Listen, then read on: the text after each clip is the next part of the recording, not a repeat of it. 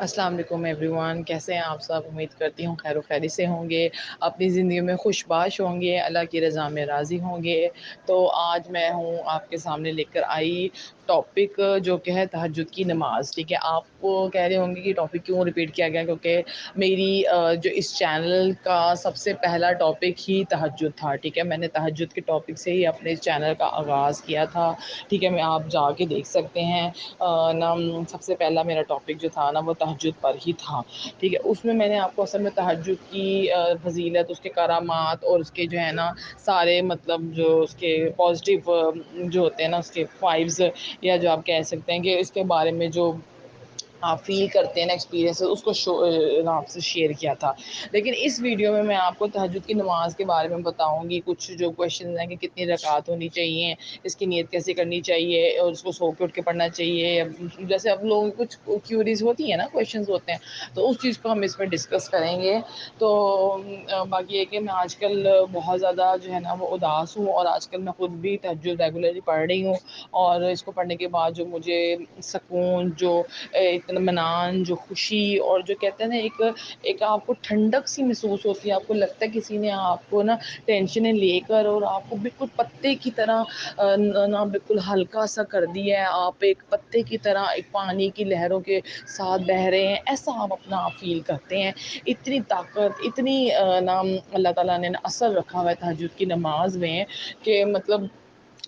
اس وقت جو بھی دعا مانگی جاتی ہے نا وہ ایسے عرش پہ جاتی ہے جیسے کوئی رکاوٹ ہی نہیں ہوتی اللہ اور آپ کے بیچ۔ عموماً طور پہ یہ بھی کہا جاتا ہے کہ تہجد وہ نماز ہے جو کہ آپ سمجھے کہ آپ اللہ میاں سے اپوائنٹمنٹ لے کے اگر بات کرنا چاہتے ہیں، آپ کہتے ہیں کہ لو جی فلانا فلانا بندہ ہے، میں اس سے اپوائنٹمنٹ لینی، میں اس سے بات کرنی بڑی ضروری ہے، تو اگر اللہ جو بادشاہوں کا بادشاہ ہے، جو جہاں کل کائنات کا مالک ہے، اگر آپ نے اس سے بات کرنی ہے تو سمجھے اس کے لیے آپ کو تہجد پڑھنا ہے، اور اس میں آپ کسی اپوائنٹمنٹ کی ضرورت نہیں ہے۔ تو یہ سمجھے کہ تہجد ایک اپوائنٹمنٹ ہے آپ کے اللہ سے ملاقات کے لیے۔ ٹھیک ہے نا، تو آئیے ہم اپنے مین ٹاپک کی طرف جاتے ہیں کہ تہجد کی نیت کیسے کرنی چاہیے۔ تہجد کی نیت آپ ایسے کرنی ہے کہ آپ عشاء پڑھ کے سو جائیں، اور آپ دل میں نیت کریں کہ اے پاک پروردگار مجھے تہجد کے لیے اٹھا دینا، میں آپ کے سامنے سجدہ سجود ہو کے اپنے کوئی مسائل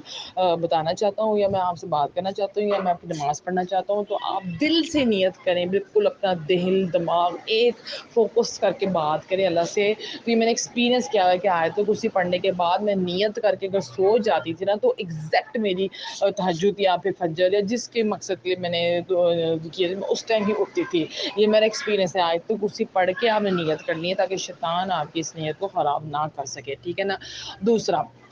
نیت، باقی جو نماز پڑھنے سے پہلے ہم نوافل پڑھنے سے پہلے نیت کرتے ہیں، اس کی نیت سیم ایگزیکٹلی ویسی ہوتی ہے، لیکن دل میں نیت کا میں آپ کو بتا رہی ہوں۔ اگر آپ نیت کر کے سو جاتے ہیں اور آپ نہیں بھی اٹھ پاتے فرد محال بالفرض، تو اس کا بھی آپ کو اتنا ہی اجر ملے گا۔ آپ سمجھیں آپ نے تہجد ہی پڑھ لیا، اللہ کو پتہ ہے کہ اس نے میرے بندے نے خلوص سے دل سے نیت کی تھی، لیکن کسی وجوہات کی بنا پر نہیں اٹھ پایا، ٹھیک ہے نا، تو اس کا ثواب آپ کو اسٹل ملے گا، ٹھیک ہے انشاءاللہ۔ اچھا خیر، دوسری بات ہے کہ جس میں نا کتنے رکعات ہوتی ہیں عموماً جو ہے نا، ہمارے نبی حضرت محمد صلی اللہ علیہ وسلم کتابوں میں جو میں نے پڑھا ہے اس میں یہ ہے کہ 8 رکعات پڑھتے تھے نوافل کی نا، اس تہجد میں 8 رکعات نوافل پڑھتے تھے، ٹھیک ہے، اور 2 کر کے پڑھنی ہے آپ نے، ٹھیک ہے، 4 کر کے نہیں پڑھنی، 2 کر کے پڑھنی ہے خوشو خضوع کے ساتھ، اور 8 رکعات نوافل ہمارے نبی پڑھتے تھے، ٹھیک ہے۔ لیکن اس میں کوئی ہارڈ اینڈ فاسٹ رول نہیں کہ آپ نے بھی 8 پڑھنی ہے، نہیں، آپ 2 بھی پڑھ سکتے ہیں، تب بھی اللہ آپ کی تہجد قبول کر لے گا۔ 2 نوافل بھی انف ہوتے تہجد کے لیے، ٹھیک ہے نا، تہجد کی نماز کے لیے۔ اگر آپ 4 پڑھتے ہیں تو بھی ٹھیک ہے، اگر آپ 6 پڑھتے ہیں تو بھی ٹھیک ہے، 8 پڑھتے تو بھی ٹھیک ہے، 10 پڑھتے تب بھی ٹھیک ہے، 12 پڑھتے تب بھی ٹھیک ہے۔ مطلب آپ کو بتانے کا ہے کہ نیتوں کا سارا بات ہے۔ اگر آپ نیت کے 2 نفل پڑھتے ہیں تو وہ بھی انف ہے تہجد کے لیے نا، قبول ہو جائے گی آپ کی تہجد، آپ کی تہجد کی نماز ہو جائے گی۔ تو میں اپنا ایکسپیرینس بتا رہی ہوں کہ میں 4 پڑھتی ہوں، ٹھیک ہے، جو میں آپ کو اپنا بتاؤں، آپ پوچھیں نا کہ بجی آپ کس طرح پڑھتی تو میں بھائی 4 نوافل پڑھتی ہوں، 2 کر کے تہجد کے، ٹھیک ہے نا۔ اور سب سے ضروری بات جو لوگوں کے بارے میں کنفیوژن رہتی ہے، مسپرسیپشن رہتی ہے کہ نہیں جی، کچھ لوگ کہتے ہیں تہجد سو کے اٹھ کے پڑھنی چاہیے، کچھ لوگ کہتے ہیں نہیں بھائی تہجد جاگتے جاگتے بھی اگر کوئی جاگ رہا ہے تو پڑھنا چاہتا ہے تو پڑھ سکتا ہے۔ دیکھیں میں آپ کو بات بتاؤں، تہجد کا جو بہترین اور افضل وقت ہے نا وہ ہے فجر کی نماز سے پہلے کا، ٹھیک ہے نا، فجر کی نماز سے پہلے آپ تہجد پڑھ سکتے ہیں، یہ اس کا بہترین وقت ہے، عشاء کی نماز سے لے کے فجر کی نماز سے پہلے فجر کی نماز کے بعد اور عشاء کی نماز کے بعد اور فجر کی نماز سے پہلے کا جو وقت ہے نا وہ سارا تہجد کا وقت ہوتا ہے، لیکن جو افضل وقت ہے نا، افضل بہترین جسے کہتے ہیں نا کہ ایگزیکٹ آپ کہیں گے تہجد جسے ہم کہتے ہیں 2 سے 3 3 سے 4 کا، یہ 2 سے 3 کا وقت ہوتا ہے، ٹھیک ہے نا، 1:30 1 2 بجے سے زیادہ ایگزیکٹ اور پرفیکٹ وقت ہوتا ہے تہجد پڑھنے کا، ٹھیک ہے نا۔ اور جو ہے نا اگر آپ سو کر اٹھ کے پڑھتے ہیں نا تہجد تو وہ تھوڑی زیادہ کہتے ہیں نا وہ زیادہ افضل تہجد ہو جاتی ہے، ٹھیک ہے نا، اس کا زیادہ ہی آپ کو ثواب ملے گا، کیونکہ آپ اللہ کے لیے اپنے نرم گرم بستر سردیوں میں چھوڑ کے اٹھتے ہیں تو وہ آپ کو ظاہر بات ہے اس کی زیادہ فضیلت ہے۔ گرمیوں میں بھی آپ اپنی نیند توڑ کے اپنے بستر کے ساتھ بے وفائی کر کے اللہ کے ساتھ وفا کرنے کے لیے اس کے سامنے تہجد پڑھنے کے لیے اٹھے ہیں تو اللہ کو یہ آپ کی ادا کتنی بھائے گی، آپ سوچیں اللہ آپ سے کتنا خوش ہوگا، کتنا راضی ہوگا، آپ کی کتنی مطلب نا ہم سوچیں کہ کتنے زیادہ اللہ آپ سے نا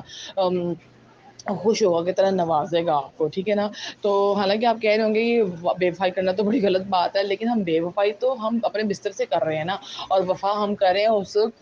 جو بادشاہوں کے بادشاہ ہے، وہ جو پاک پروردگار ہے، ٹھیک ہے، جو رحمان ہے رحیم ہے، اس سے ہم وفا کر رہے ہیں، ٹھیک ہے، تو وہ پھر چلتا ہے، یہ سارا کچھ چلتا ہے۔ خیر بتانے کا آپ کو مقصد یہ ہے کہ اگر آپ سو کے اٹھ کے تہجد پڑھتے ہیں تو تھوڑا زیادہ افضل ہے، اس کو زیادہ ثواب ہے، ٹھیک ہے نا، اور اس کی زیادہ برکات ہیں، تو یہ نہیں ہے کہ اور یہ نہیں میں کہہ رہی کہ کوئی جاگتا تہجد پڑھ لیتا ہے اس کا بہت عمل نہیں ہے، بس کہتے ہیں نا تھوڑا بہت پرسنٹیج میں فرق آ جاتا ہے۔ اور جو انسان جاگ رہا ہے اس کو لگتا ہے کہ اگر میں سو گیا تو میں فجر کے وقت ہی اٹھ سکتا ہوں، تہجد میری رہ جائے گی، ٹھیک ہے نا، تو میں اس لیے تہجد پڑھ کے سو جاتا ہوں اور پھر فجر کے بعد اٹھ کے میں فجر پڑھ لوں گا۔ تو اگر وہ پڑھنا چاہتا ہے جاگتا ہوا انسان، ٹھیک ہے، وہ تہجد پڑھنا چاہتا ہے تو وہ بھی پڑھ سکتا ہے، ٹھیک ہے، یہ نہیں کہ ضرور سو کے اٹھ کے ہی پڑھنی ہے، نہیں، جاگ رہے ہیں آپ رات کو، اگر آپ کو مناسب لگ رہا ہے تو آپ سونے سے پہلے تہجد پڑھ سکتے ہیں، اور اگر آپ کو لگ رہا ہے کہ آپ سو کے اٹھ کے پڑھتے ہیں تو سو کے اٹھ کے پڑھ سکتے ہیں، دونوں کے ہی اللہ تعالیٰ قبول کرتا ہے، دونوں معاملات میں اللہ آپ کے قریب ہوتا ہے، دونوں معاملات میں آپ ان سے جو التجا کریں گے وہ سیدھی عرش تک جائے گی، دونوں معاملات میں اللہ آپ کی